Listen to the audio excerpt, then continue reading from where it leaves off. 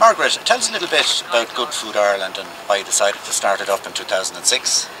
Well, I suppose, Eamon, I had been in the tourism industry for almost 20 years, and around the years, probably 2004, 2005, recognised amongst the hospitality sector that there was a very strong need for standout, and that hospitality sector were the ones that were committed to using local food. And going around the country, visiting them and meeting with them and realising and learning more about this, that if these people were promoted and given this standout, we could create a massive economic opportunity for Irish food as well.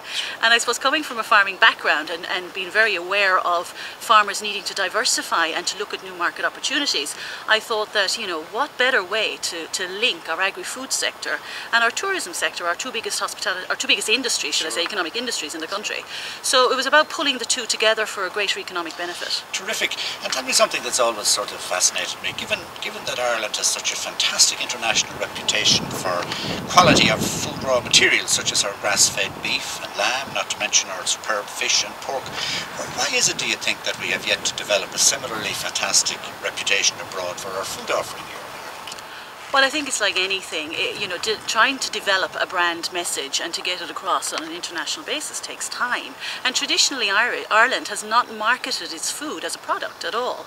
So when that was the need, and that was the major gap that I identified for Good Food Ireland, was try to bring together an industry group so that when the destination message was marketed, that there could be a call to action through a kind of a guaranteed approved group that would deliver on that experience. So we have internationally this amazing reputation for Irish food produce through Board Bia's work over the many years, but it's just our cuisine we haven't. But it's now, a lot of work has been done, and it's now to build on this, to grow this, but it does take time. But the market is ready now for it. Yeah, great. And Good Food Ireland recently had a report carried out by Grant Thornton called The Secret Ingredient to Irish Tourism and Export Growth. Tell us a little bit about the key findings. Yeah, the report has been excellent, and the findings were great in that it completely reinforced the whole concept and vision for food tourism for Ireland, and the economic value that Good Food Ireland has brought, not just to its industry but to the economy at large.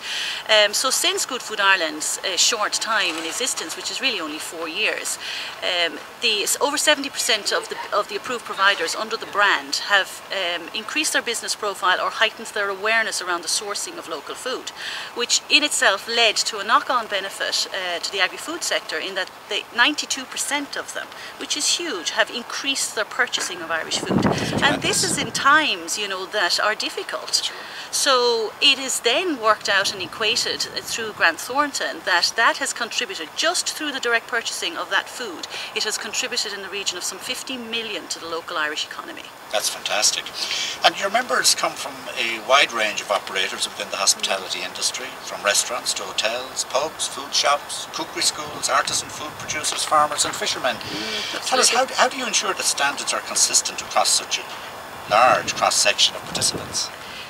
That is always a challenge, and that is a financial challenge for an industry organisation, it's non-governmental, and every day it's a challenge. So what we have done is we have contracted independent inspectors to go out and ensure that those providers will meet the standards before they join the brand, because we're very aware that if we don't meet the consumer guarantee that the brand is shouting about, it's all going to fall down for everyone. So these independent inspectors over the years have gone out and made sure that they meet those standards, and those standards are based on a commitment to using local food, and that is a philosophy within the industry. So it's not even good enough that an owner or a chef is buying food somewhere from a distributor somewhere within Ireland. They have to know where that food is coming from, and they have to have that philosophy, otherwise we're not going to deliver the authentic experience. So much so now that through the growth and development of Good Food Ireland over the years, just only 2 months ago now we have taken on an additional full-time inspector on contract, and this is a huge departure for us, because again, being industry, absolutely, and one, now that we have a full-time contractor on the books 5 days a week, we can also do mystery inspections of existing ones. Great. And finally, Margaret, where does Good Food Ireland go to from here? Well, now is kind of the exciting time because we've kind of done the graft, we've built the plane and we're going to fly it. We've got a brand, it has credibility within the industry. We have over 522 businesses under the brand, and we very much now, through the development of our new website, which will be launched in London and New York in September, will bring that Good Food Ireland experience to the consumer, and that is all about food tourism. But it's very, very important that the agencies continue to grow food tourism. Sure. And good work has been done by Tourism Ireland internationally, by positioning imagery and stuff like that, to grow the message. And Fáilte Ireland have put in obviously the Food in Tourism Implementation Plan, which has upskilled industry.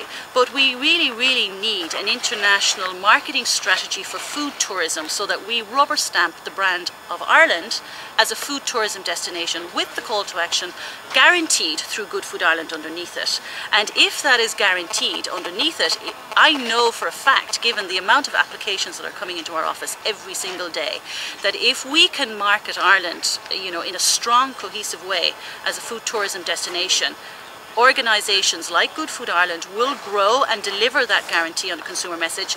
The industry will be upskilled and they will grow because they will see an economic benefit. Sure. But until an international strategy is put in place to really be confident enough to get out there and say it, and we need to have that confidence and we need to grow it. Well, thank you indeed, Margaret, for talking to us, and I agree entirely with you. I mean, food is one of the areas that we can get serious differentiation between ourselves and our competitive Absolutely. destinations, and we need to make more of it. Absolutely. So best of luck for the future. Thank you very much, Eamon.